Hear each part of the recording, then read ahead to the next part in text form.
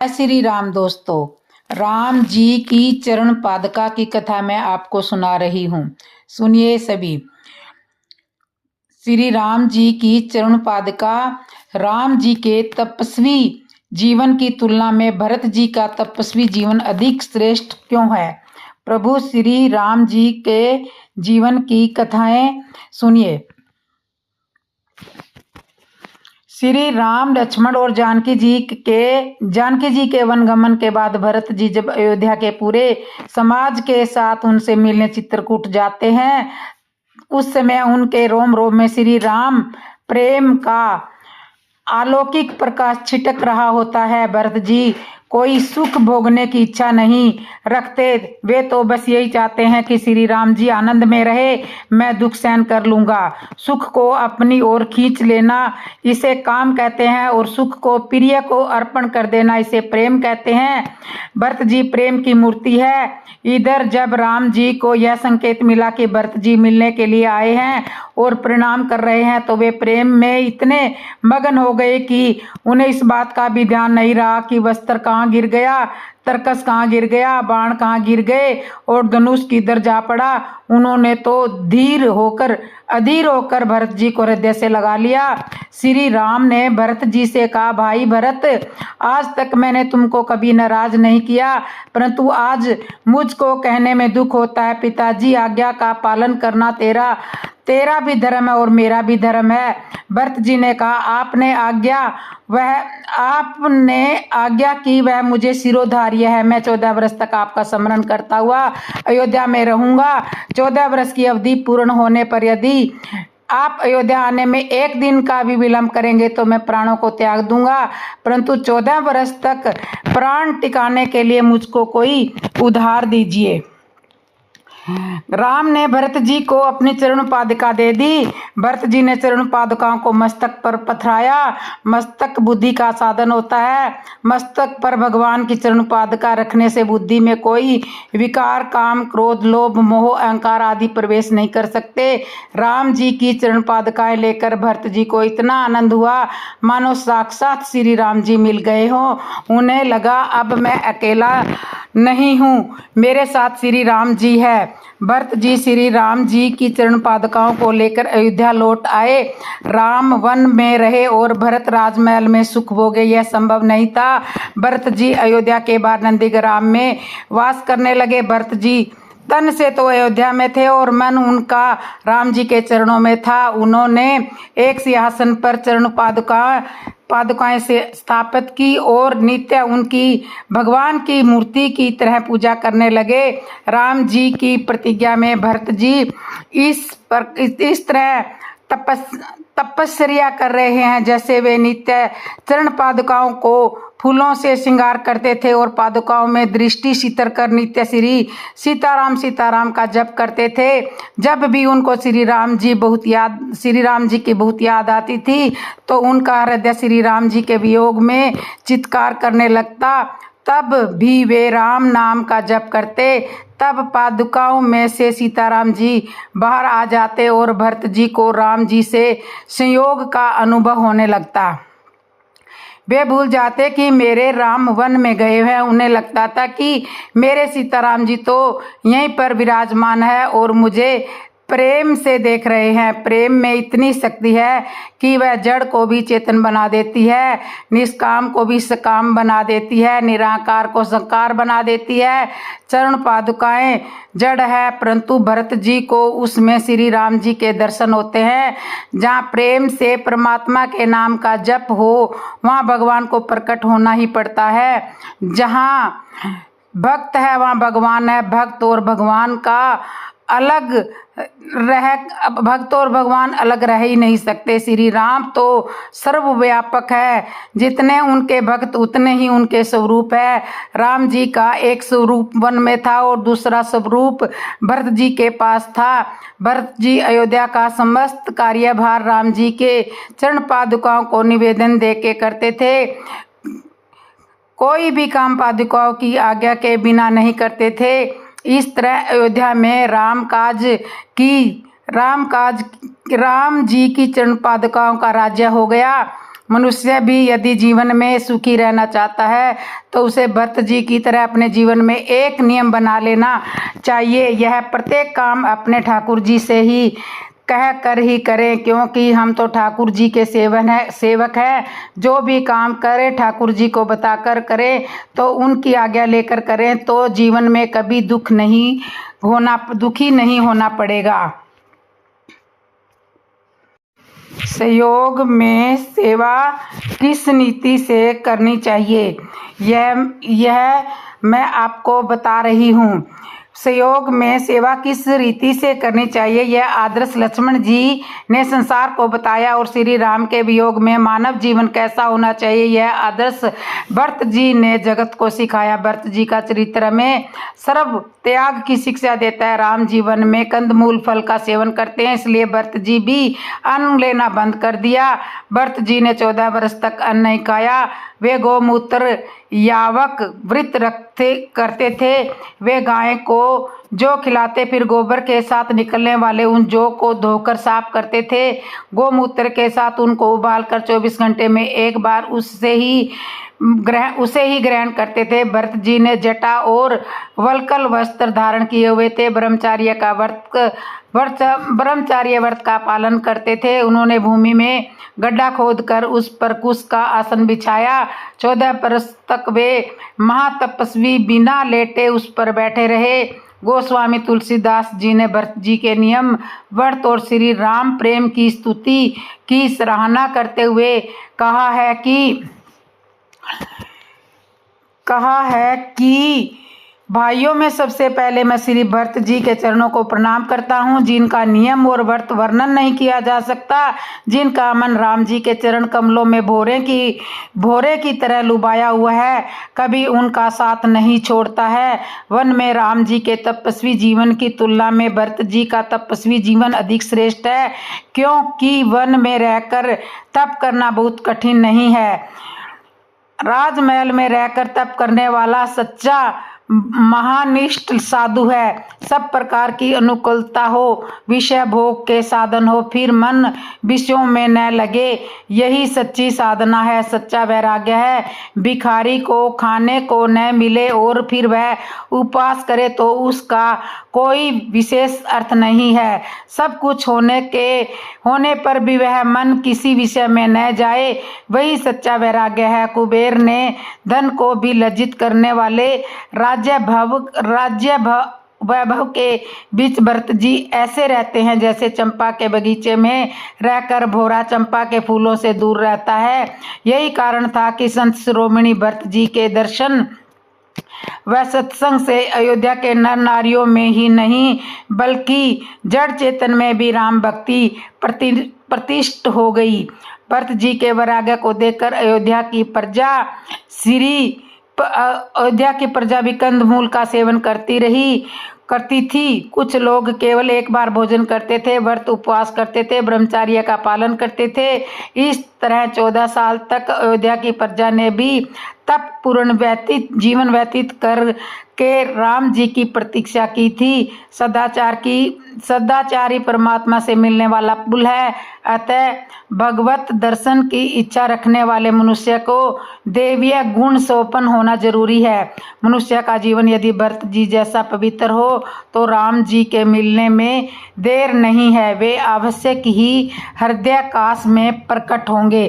तो इस तरह से श्री राम जी की चरण पादुका भरत जी लेकर आए थे और उनसे निवेदन करके ही राज्य का कार्यभार संभालते थे। जब भरत जी राम जी से मिलने वन में गए, उस टाइम सीता माता ने कौन सा बुरा सपना देखा था। भरत जी राम घाट पर माँ गंगा को प्रणाम किया। गंगा जी में स्नान करने के पश्चात सब लोग डेरा उठाकर वहां से चित्रकूट की ओर चले, जहाँ जहाँ श्री सीताराम जी ने भाई लक्ष्मण जी सहित विश्राम किया था, वह स्थान राम सका निषाद राज ने भरत जी को दिखाया। यह सब जानकर भरत जी के नेत्रों में प्रेम के आंसुओं का जल भर आया। भरत जी प्रायश्चित कर रहे हैं कि मुझे धिक्कार है, मेरे ही कारण यह सब कुछ उत्पात हुआ है। राम जी मेरे ही कारण कष्ट उठा रहे हैं। सारे समाज के साथ भरत जी ने गंगा जी को पार किया। फिर गंगा जी को प्रणाम करके श्री सीताराम जी लक्ष्मण जी का स्मरण किया। भरत जी भारद्वाज मुनि के आश्रम पर पहुंचते हैं। भारद्वाज मुनि भरत जी को हृदय से लगाते हैं। भरत जी से सारे समाज सहित जमुना जी के तीर पर आते हैं। वहां रात्रि भर विश्राम करते हैं। राम सका निषाद राज की सहायता से सब जमुना जी पार करते हैं। जमुना जी को प्रणाम करके चित्रकूट की ओर चलते हैं। जहां जहां श्री सीताराम जी लक्ष्मण जी ने भी निवास किया था, उस स्थान पर भरत जी प्रणाम करते हुए आगे चले जा रहे हैं। जिस गांव के निकट से गुजरते हैं, स्त्री पुरुष चर्चा करते हैं कि इन दोनों भाइयों का रूप भी उन्हीं राम जी लक्ष्मण जी जैसा है। भरत शत्रुघ्न दोनों भाइयों के दर्शन करके गांववासी अपना जीवन धन्य करते हैं। इधर देवराज इंद्र को चिंता होती है कि देवराज इंद्र चिंतित है कि कहीं भरत जी के प्रेम को देखकर राम जी वन से वापस लौटकर ना आ जाए, नहीं तो हमारा सारा बना बनाया काम बिगड़ जाएगा। इंद्र ने अपने गुरु बृहस्पति से कहा, गुरुदेव कुछ उपाय कीजिए, बिना छल से काम चलने वाला नहीं है। ऐसा कुछ उपाय कीजिए जिससे कि भरत जी और राम जी की भेंट ही न हो पाए, वे आपस में दोनों मिल ही ना सके। राम जी यदि भरत जी के आग्रह पर वन से लौट आए तो हमारा क्या होगा। देवताओं के गुरु बृहस्पति ने देवराज इंद्र सहित सब देवताओं को समझाया कि भगवान के भक्तों के साथ यदि कोई माया करता है, छल करता है, तो वह उलटकर अपने ही ऊपर आ पड़ती है। इसलिए ऐसी भूल मत करना। पिछली बार जब हमने छल किया था तब राम जी की इच्छा जानकर किया था। वन जाने की इच्छा राम जी की रही थी, इसलिए हमारा छल सफल हो गया था। यदि अब छल करेंगे तो हानि ही होने वाली है। भगवान के भक्तों का जो अपराध करता है वह श्री राम की क्रोध अग्नि में जल जाता है। जो अपराध भगत कर ही।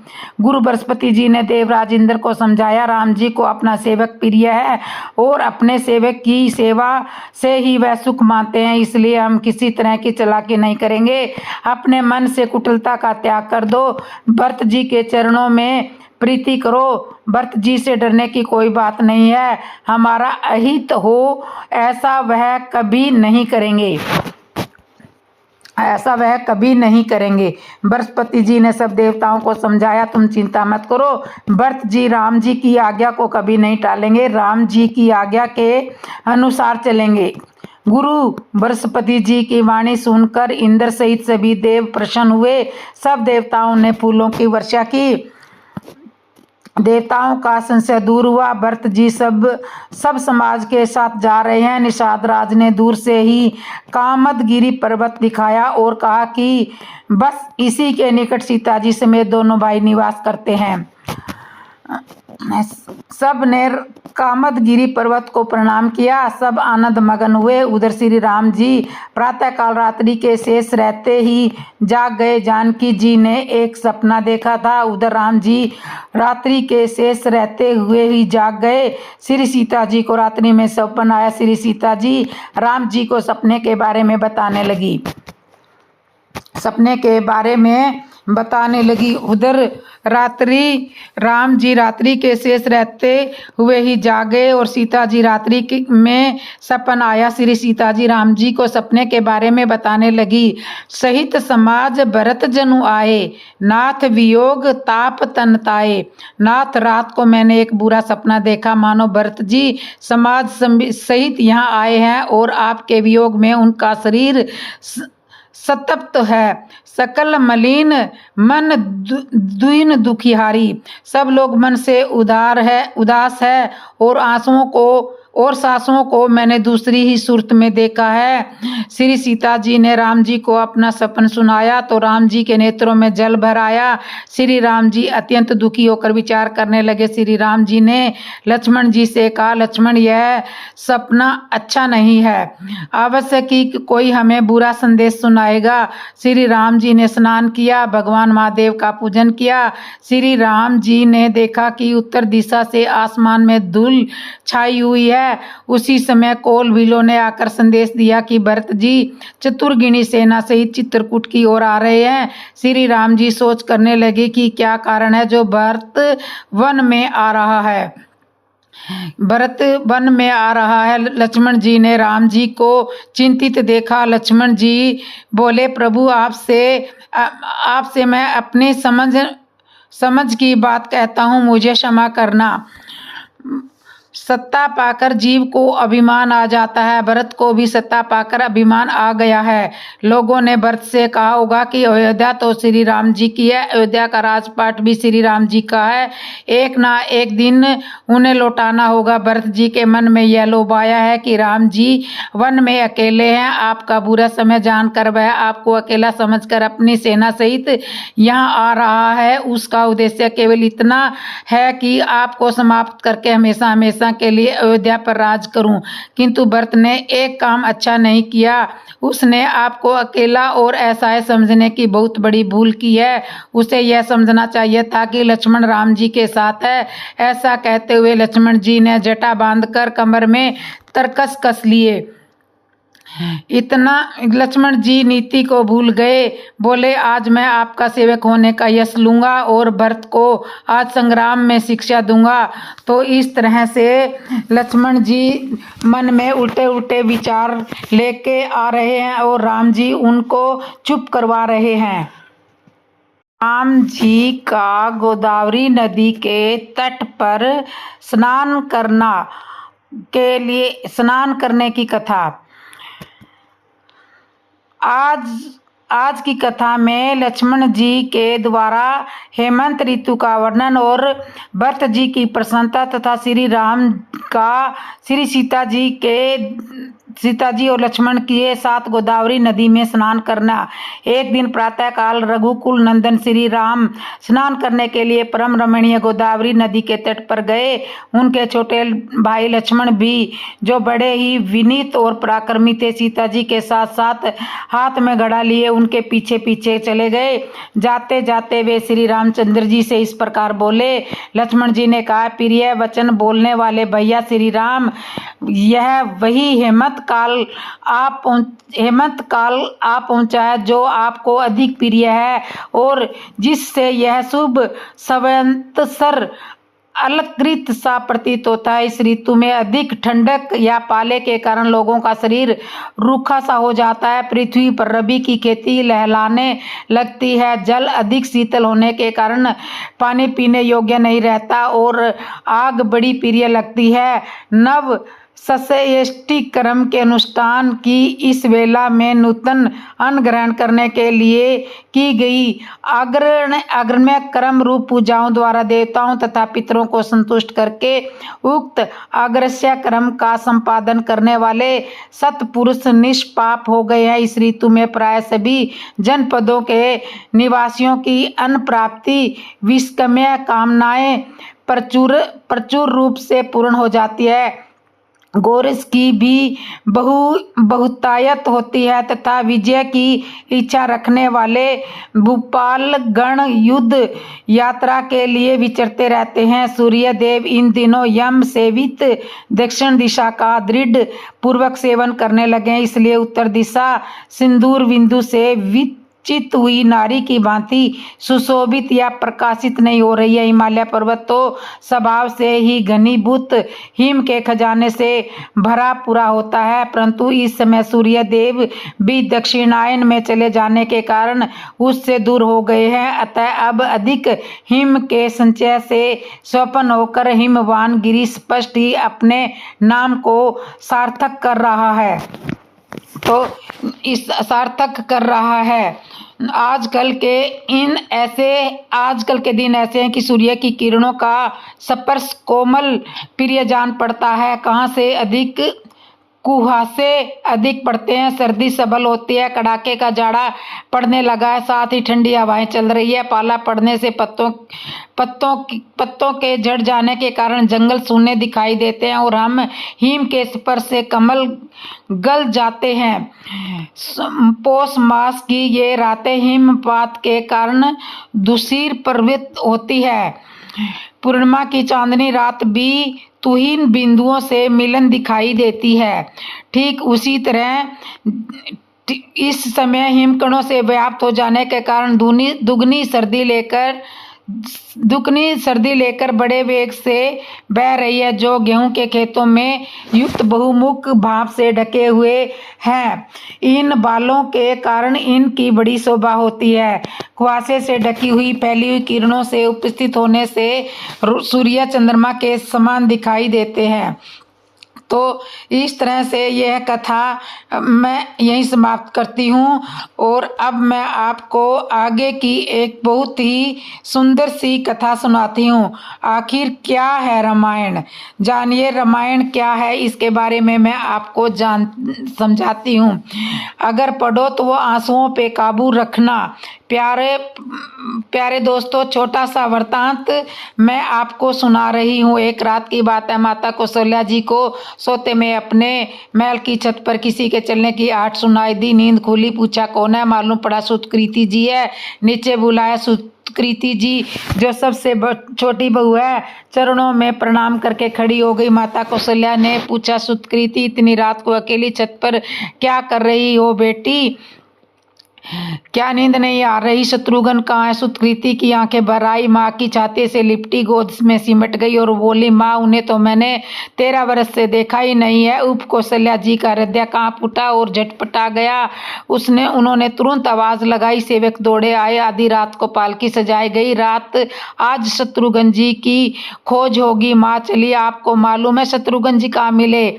अयोध्या जी के जिस दरवाजे के बाहर भरत जी नंदीग्राम में तपस्वी होकर रहते हैं, उसी दरवाजे के भीतर एक पत्थर की शिला पर अपनी बाहों का तकिया बनाकर लेटे हुए मिले। माँ सिराने बैठ गई, बालों में हाथ फिराया तो शत्रुघ्न जी ने आंखें खोली, उठे, चरणों में गिरे। माँ आपने कष्ट क्यों किया, मुझे बुलवा लिया होता। माँ ने कहा, शत्रुघ्न यहाँ क्यों? शत्रुघ्न जी की रुलाई फूट पड़ी। बोले, माँ भैया राम जी पिताजी की आज्ञा से वन में गए हैं, भैया लक्ष्मण जी उनके पीछे चले गए हैं, भैया भरत जी भी नंदीग्राम में है। तो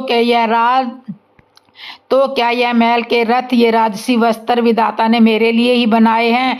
माता कौशल्या जी निरंतर रह गई। और देखो क्या है ये राम कथा, यह भोग की नहीं त्याग की कथा है। यहाँ त्याग की प्रतियोगिताएं चल रही है और सभी प्रथम है, कोई भी पीछे नहीं हट रहा है। चारों भाइयों का प्रेम और त्याग एक दूसरे के प्रति अद्भुत, अविन्य और अलौकिक है। रामायण जीवन जीने की सबसे उत्तम शिक्षा देती है।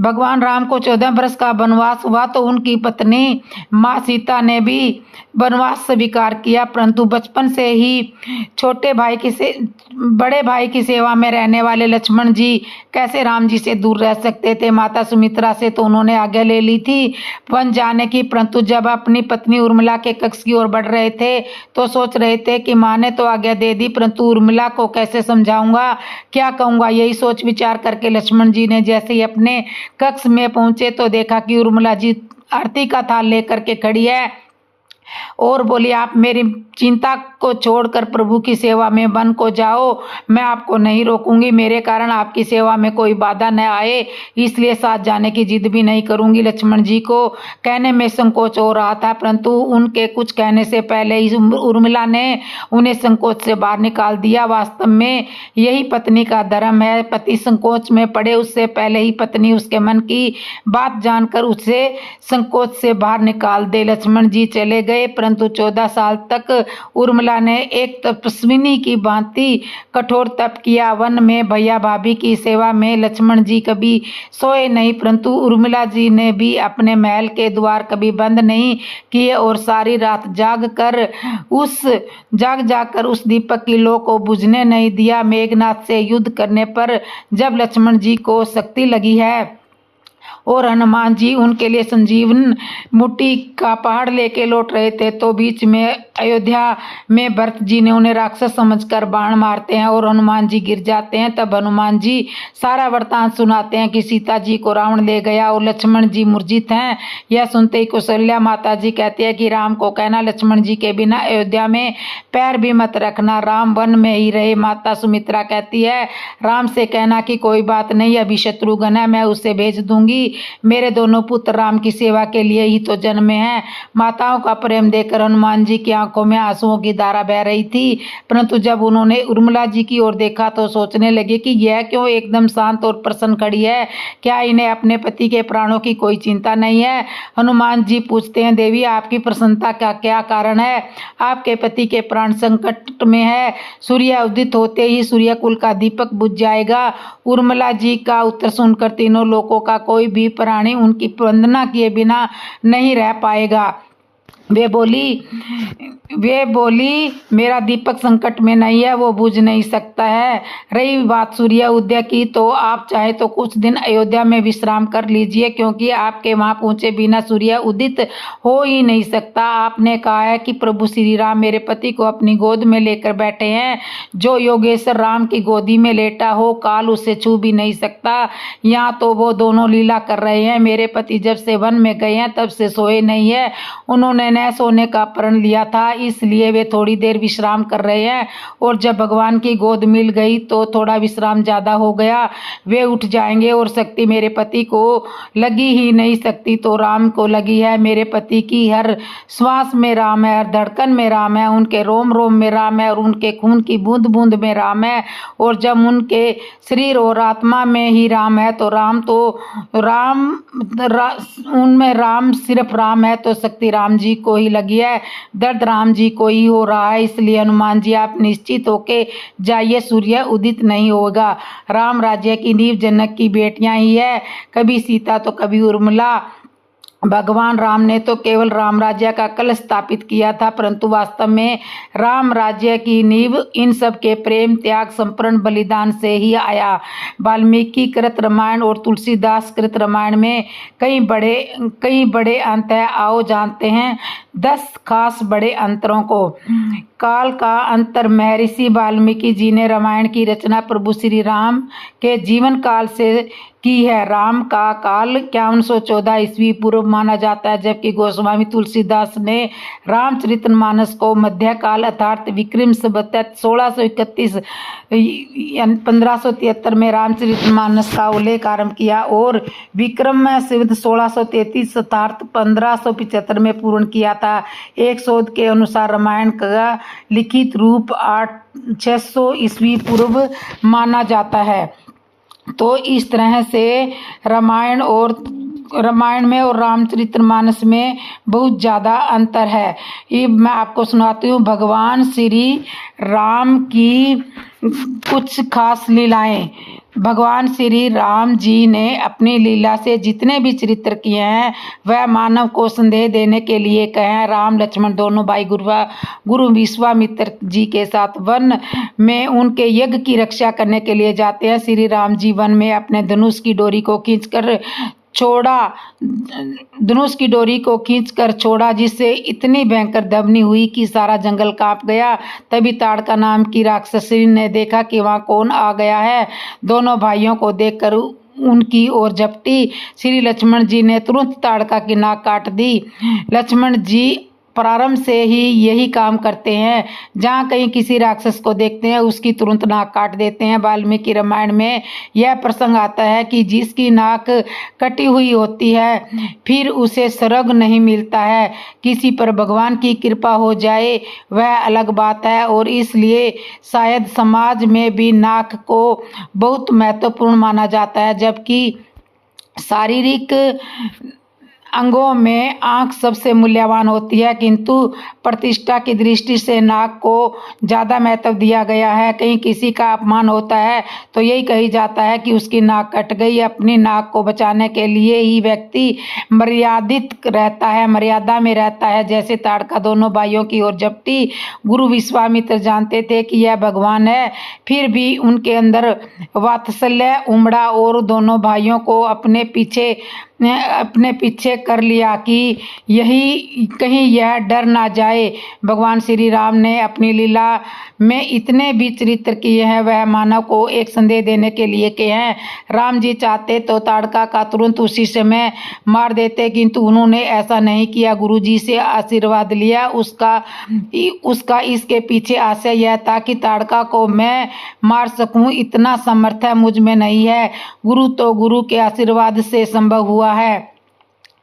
गुरु ने उनके सिर पर हाथ रखा। इसके बाद राम जी ने एक ही बाण से ताड़का का वध कर दिया। मारीच नामक राक्षस भी आया, उसको भी राम जी के बिना फल का बाण मारा, जो 100 योजन दूर जाकर गिरा। और उसी मारीच ने आगे चलकर रावण के कहने से उसका स्वर्ण मृग का रूप बनाया। सोने का सुंदर रूप बनाकर सीता जी को अपने सौंदर्य रूप में लुभाया था। श्री राम जी ने वन में सभी राक्षसों का वध किया। देवता बड़े प्रसन्न हुए, फूल बरसाए। तब भगवान श्री राम ने गुरु विश्वामित्र जी से कहा, गुरुदेव, राक्षसों का विनाश तो हो चुका है, आप निर्भय होकर अपना यज्ञ पूर्ण कीजिए। विश्वामित्र जी ने अपना यज्ञ पूर्ण किया। मित्रों, राम जी छोटे भाई लक्ष्मण जी के साथ गुरु विश्वामित्र जी के यज्ञ की रक्षा के लिए जब जाते हैं, रास्ते में ताड़का, सुबाहु और मारीच जैसे राक्षस मिलते हैं। राम जी ताड़का और सुबाहु का वध कर देते हैं, किंतु मारीच को दूर फेंक देते हैं, जो मरता नहीं है, घायल रह जाता है। और आगे चलकर वही मारीच स्वर्ण मृग बनकर राम जी को सीता हरण के समय वन में भटकाता है। राम जी ने कहा, गुरुदेव, आपका यज्ञ पूर्ण हुआ, हमने राक्षसों का वध कर दिया, आपका आदेश हो तो हम वापस अयोध्या चले जाएं। विश्वामित्र जी ने कहा, राम, अभी एक यज्ञ और बाकी है। राम जी ने पूछा, गुरुदेव, कौन सा यज्ञ बाकी है? गुरु जी बोले, जनकपुर में राजा धनुष का एक यज्ञ है, धनुष यज्ञ, वह भी तुम्हारे द्वारा ही पूरा होगा। गुरु जी की बातें सुनकर दोनों भाई प्रसन्न होते हुए गुरु जी के साथ जनकपुर के लिए चले। रास्ते में एक वीरान स्थान पर शिला पत्थर दिखाई दिया। उस स्थान पर ना तो कोई पशु पक्षी और कोई जीव नहीं था, वह सुन्नी पड़ी हुई थी। राम जी ने गुरु जी से पूछा, गुरुदेव, यह स्थान इतना वीरान क्यों है? यह पत्थर इस तरह से क्यों पड़ा है? तब गुरु जी ने राम जी को देवी अहिल्या की कथा बताई। यह कथा वाल्मीकि रामायण में है, रामचरितमानस में इसका विस्तृत विवरण नहीं है। श्री विश्वामित्र जी ने बताया कि यह गौतम ऋषि की पत्नी अहिल्या है, जो ब्रह्मा जी की कन्या है। ब्रह्मा जी के द्वारा इसे प्रकट किया गया था। ब्रह्मा जी ने इंद्रियों पर विजय प्राप्त करने के लिए गौतम ऋषि के सानिध्य में इसे रहने के लिए भेजा था। अहिल्या बहुत रूपवती थी, उसको पाने के लिए इंद्रदेव भी ललायित रहते थे। ब्रह्मा जी ने एक बार यह निर्णय लिया कि जो पृथ्वी की परिक्रमा पूर्ण करके आएगा, उसका विवाह अहिल्या से होगा। गौतम ऋषि इंद्रियों पर विजय प्राप्त करने वाले तो थे ही, किंतु बहुत बुद्धिमान थे। रामायण में ऐसा वर्णन है कि अपने बछड़े को जन्म देते ही गाय, जिसके बछड़े का आधा शरीर जन्म के समय बाहर हो और आधा गाय के पेट में हो, बछड़े का मुंह बाहर की ओर दिखाई देता हो, गाय को मुखी अवस्था में हो। ऐसी अवस्था में यदि गाय की परिक्रमा कर ली जाती है तो यह पृथ्वी की परिक्रमा करने के बराबर पुण्य होती है। गौतम ऋषि ने अपने आश्रम पर जो गाय थी ऐसी अवस्था में थी, उसकी परिक्रमा की थी। तब ब्रह्मा जी ने अहिल्या उन्हें सौंपी थी। एक समय इंद्र कपट करके गौतम ऋषि का रूप बनाकर गौतम ऋषि के आश्रम में आया और अहिल्या के साथ उसका चरित्र भंग किया। चंद्रमा ने इंद्र देवता का सहयोग किया था। तब गौतम ऋषि लौट कर आए और उन्होंने देखा कि इंद्र इस तरह से रूप बदल कर आया है और उन्होंने इस तरह से चरित्रहीनता की है। तब गौतम ऋषि ने इंद्र को श्राप दिया और अहिल्या को भी श्राप दिया। वाल्मीकि रामायण में यह विवरण है कि अहिल्या ने अपना अपराध स्वीकार किया। उसने स्वीकार किया कि वह दोषी है, किंतु गौतम ऋषि उसे श्राप दे चुके थे कि तू इसी निर्जन स्थान पर भूखी प्यासी पत्थर बनकर खड़ी रहेगी और तुम्हारे आसपास कोई भी जीव जंतु नहीं होगा और ना ही किसी की तुम्हारे पर दृष्टि पड़ेगी। लेकिन जब अहिल्या ने अपना अपराध स्वीकार कर लिया तो गौतम ऋषि से क्षमा मांगी। तब गौतम ऋषि ने अनुग्रह करके उसके अपराध पर अनुग्रह करके उससे यह कहा कि एक दिन जब श्री राम जी जनकपुर जाने के लिए इस रास्ते से आएंगे तब तुम्हारा उद्धार होगा। विश्वामित्र जी ने अहिल्या की कथा श्री राम जी को सुनाई। राम जी ने अपनी चरण धूलि से छुआ। वह पत्थर की शिला एक नारी का रूप धारण कर चुकी थी और भगवान की बार बार स्तुति करने लगी। रामचरितमानस के अनुसार बैकुंठ धाम को वह अहिल्या चली गई, किंतु वाल्मीकि रामायण के अनुसार वह पवित्र हो गई और फिर गौतम ऋषि ने उसे अपने साथ इसी तरह से ले गए जिस तरह से कोई विवाह करके विवाह बंधन में बंधकर अपनी गृहस्थी बसाते। इनका दाम्पत्य जीवन आनंदमय ढंग से चलने लगा। इनके यहाँ सतानंद नाम का एक पुत्र पैदा हुआ जो जनकपुरी में राजा जनक का राजपुरोहित हुआ। अहिल्या का उद्धार करने के पश्चात राम जी के मन में यह लगा कि मैंने एक ऋषि पत्नी को चरणों से छुआ है, यह मुझसे अपराध हुआ है, पाप हुआ है। वहाँ से आगे चले तो किंतु प्रसन्नता नहीं थी, मन में पश्चाताप था। इसका प्रायश्चित होना चाहिए। इस तरह प्रायश्चित करने के उद्देश्य से गंगा जी में गए। तो इससे दोस्तों आपको ये मेरी कथा कैसे लगी? जिसको भी अच्छी लगी हो कमेंट में ज़रूर लिखना और जिसने मेरे चैनल को सब्सक्राइब नहीं किया सब्सक्राइब करना, लाइक करना, कमेंट करना और बेल आइकन बटन तो ज़रूर दबा लेना। बोलो जय श्री राम दोस्तों।